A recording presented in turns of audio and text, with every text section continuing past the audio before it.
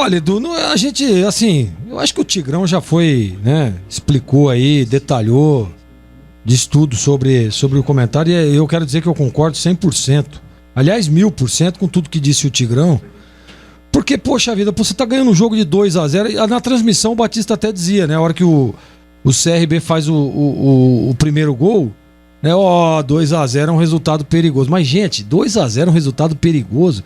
Eu quero estar todo o jogo ganhando de 2-0. Você sabe por que é perigoso? Porque aí acontece o que... É perigoso para um time que tem um treinador que tem o Guarani, pô. Que fica com medo. Faz 2-0, fica com medo. E aí quer... Olha, ele decepou o time do Guarani, né? O time do Guarani jogando de... Nós falando aqui todo o jogo. 32 minutos, Edu. Pô, você acha que o Regis não pediu pra sair? Jamais. Jamais. Você acha que o Índio, todos os jogos, o Índio tem jogado, que entra, joga o jogo todo. Você acha que o Índio pediu pra sair? Com o pulmão que tem o Índio, o cara que tem característica de volante, não pediu pra sair nunca. Ele quis fechar com uma linha de 5 e uma linha de 4 pra tentar neutralizar. E aí o Alan Al, que não é bobo nem nada, já mete 2 substituições pra espetar os caras lá em cima. E o primeiro gol foi exatamente isso, né? Ele tomou primeiro que, assim, ele tava bem no jogo, a estratégia bem definida, o time jogando bem, 2-0, com possibilidade de ampliar até, né? Porque a estrutura do time tava montada, a estratégia tava montada e dando certo, né? Ele tava dando um nó no Alan Al.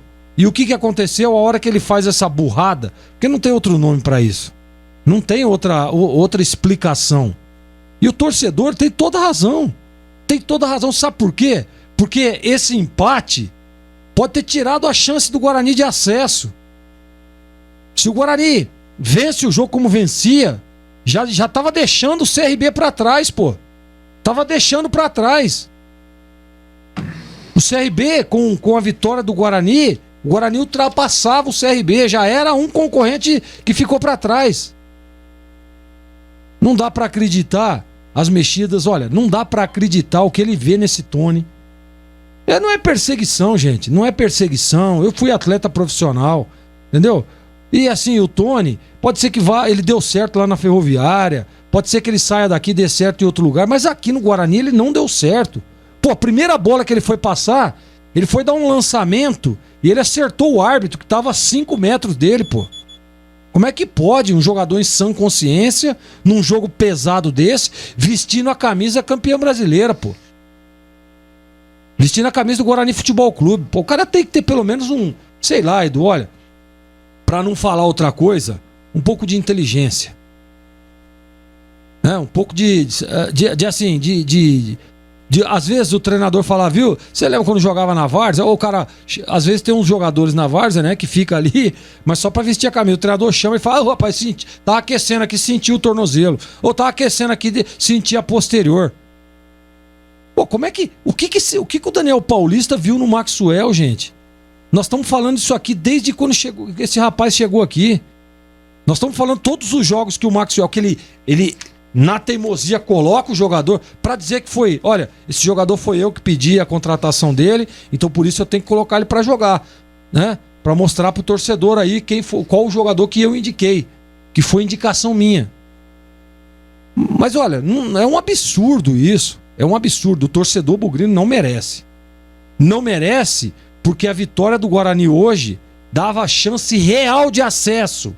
Chances reais de acesso. E hoje, Edu, com esse empate, na minha opinião, fica um pouco mais distante essa chance. Porque agora o Guarani tem compromissos importantes, difíceis à frente, né? E com concorrentes que estão à frente do Guarani. E ele já tinha largado um para trás e conseguiu entregar de bandeja. De bandeja. Você sabe por quê? Porque um jogador que está concentrado no jogo, porque um jogador que está ligado, que está comprometido, não faz o lance do pênalti que fez o Maxwell. O que o atacante lá do CRB ia fazer? Tava de costa, dando uma puxeta, e o Maxwell vem e chuta ele, a bola, chuta tudo. Entendeu? Isso é falta de concentração, pô. Isso é falta de tranquilidade. Isso é falta no treinamento, o treinador passar isso pros caras. na pré-eleição, ele passar exatamente... Será que isso foi treinado? É isso que eu tento aqui imaginar. Será que ele falou, olha, nós vamos treinar aqui uma situação que se nós estivermos ganhando, eu vou fazer no jogo, e aí a hora que eu fizer, o time está preparado. Porque a desorganização que virou o Guarani, após as substituições, parece que ele nunca sequer... Colocar 3 zagueiros, eu nunca vi o Daniel Paulista colocando 3 zagueiros.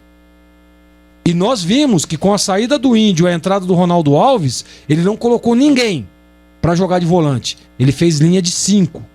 Traz os 2 laterais aqui e 3 zagueiros.